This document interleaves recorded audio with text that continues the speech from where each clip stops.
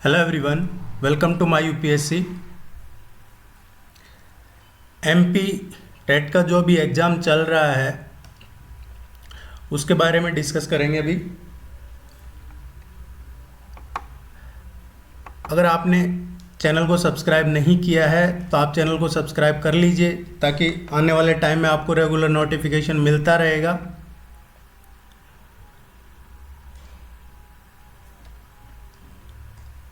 देखिए, पहले भी इसका डिस्कस कर चुके हैं हम। 5 से और 12 का डिस्कस कर चुके हैं कि क्या शिफ्ट वाइज लेवल रहा है एग्ज़ाम का, डेट वाइज।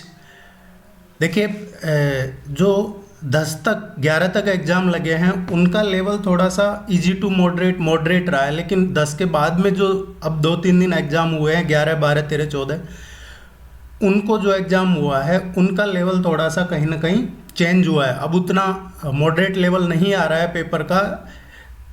पहले शुरू में साइंस वगैरह के, साइंस टैग के क्वेश्चन टफ भी आ रहे थे, लेकिन अब उतने टफ क्वेश्चन नहीं आ रहे हैं।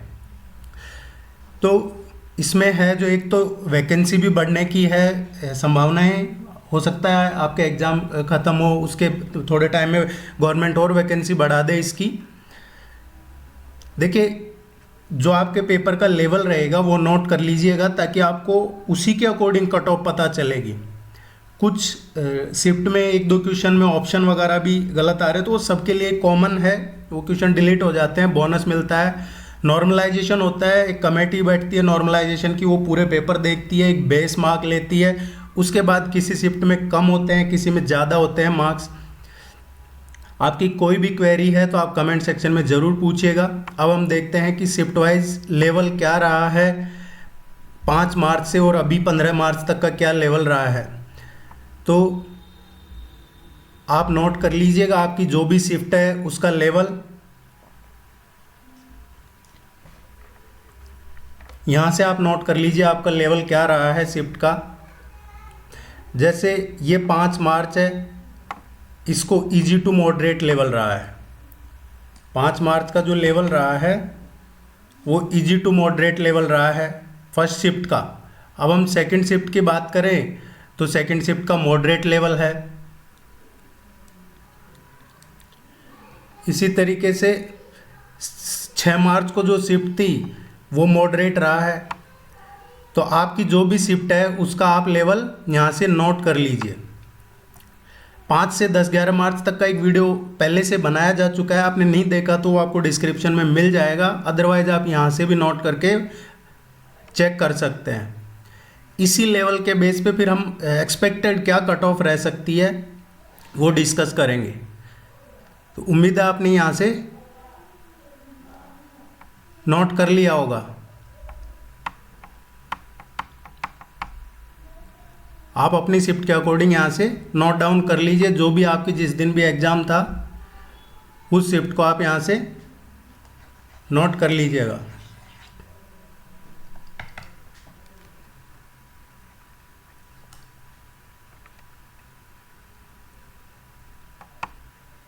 देखिए, 11 के बाद से देखेंगे आप तो ज़्यादातर आपको पेपर है जो इजी टू मॉडरेट लेवल के ही मिलेंगे। ज़्यादातर आपको इजी टू मॉडरेट मिलेंगे। एक 13 को जो मॉर्निंग शिफ्ट का था वो ज़रूर मॉडरेट रहा है, और एक 14 को जो सेकंड शिफ्ट हुआ है 14 को वो भी मॉडरेट रहा है। अदरवाइज ज़्यादातर आपको इजी लेवल ही रहा है पेपर का, इजी टू मॉडरेट।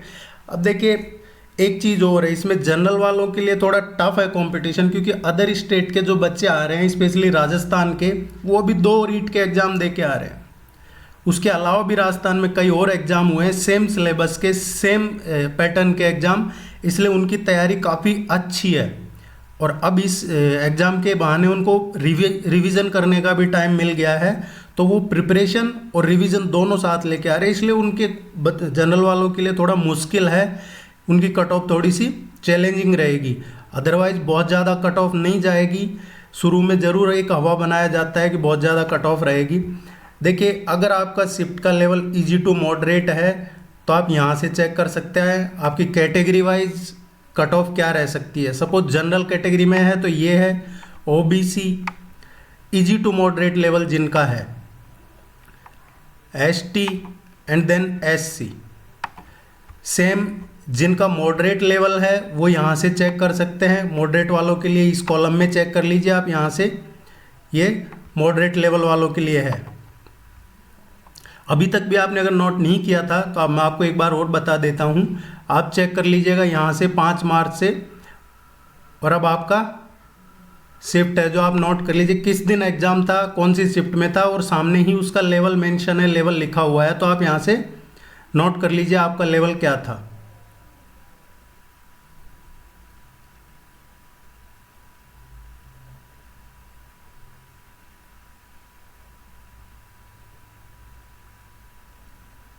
अब आप यहाँ से अपनी एक्सपेक्टेड कट ऑफ मार्क्स देख सकते हैं कि आपकी शिफ्ट की क्या रह सकती है।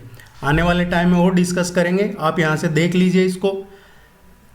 और भी कोई क्वेरी है, कमेंट है आपके तो ज़रूर पूछिएगा।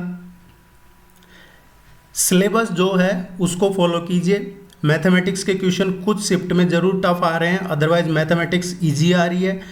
देखिए जो फिक्स सब्जेक्ट हैं उन पे फोकस रखिए, और अगर बाकी से एडवांस जाना है तो आपको EWS में थोड़ा अच्छा करना पड़ेगा। करंट वगैरह का जो पोर्शन है उसको देखना पड़ेगा, स्पेशली साइंस एंड टेक्नोलॉजी का। साइंस टेक में है जो आपको पुरानी भी पढ़नी है और करंट का भी, लेकिन वो जो चर्चा में रहे हैं वही चीज़ें पूछी जा रही है। ऐसा नहीं है कि आपसे कहीं से भी कुछ भी क्वेश्चन पूछ लिए जा रहे हैं, जो क्वेश्चन चर्चा में है वही पूछे गए हैं, जो ज़्यादा चर्चा में रहे हैं। और ऐसा नहीं है कि पहले जो कोई शिफ्ट में क्वेश्चन आ गया आप उसी को याद कर रहे हैं, ऐसा नहीं है। आपको जो अब तक एग्जाम हुए हैं उनसे आपको एक ओवरव्यू मिल जाता है कि इस तरीके के पैटर्न आ रहे हैं। हाँ, उस चैप्टर को, उस टॉपिक को जरूर पढ़िए जो अब तक पूछा गया है, क्योंकि आपसे कहीं ना कहीं पहले उस टॉपिक में पूछा कि उसका इसरो का चेयरमैन कौन है, तो अब इसरो में ने उस चेयरमैन से रिलेटेड ही चीज़ पूछी जाएगी, या उसी मंथ से उसी पर्टिकुलर टॉपिक से रिलेटेड चीज़ पूछी जाएगी। DRDO, इसरो, इनके बारे में ज़रूर पढ़िएगा। पिछले 1 साल में DRDO और इसरो में क्या डेवलपमेंट हुए हैं, डिफेंस मिनिस्ट्री ने क्या कोई स्कीम, कोई स्पेशल लॉन्च हुआ है, कोई ऑपरेशन हुआ है, इस तरीके की चीज़ें आपको थोड़ा सा बाकी बच्चों से एक्स्ट्रा मार्क्स दिला सकती है। एक मार्क्स का कंपटीशन है, इसलिए आपको इसमें थोड़ा सीरियसली लेके फोकस रखना है। स्पेशली जनरल वालों के लिए चैलेंज है। बाकी OBC का तो वही रहने वाला है कट ऑफ, जो वहाँ के लोकल बच्चे हैं अपने MP के, इनमें जो कंपटीशन रहेगा। आप अपनी क्वेरी कमेंट में पूछ लीजिए, सब्सक्राइब कर लीजिए चैनल को। और भी कोई आपको कुछ पूछना है इस एग्ज़ाम से रिलेटेड ज़रूर पूछिएगा। All the very best, thank you very much, good luck.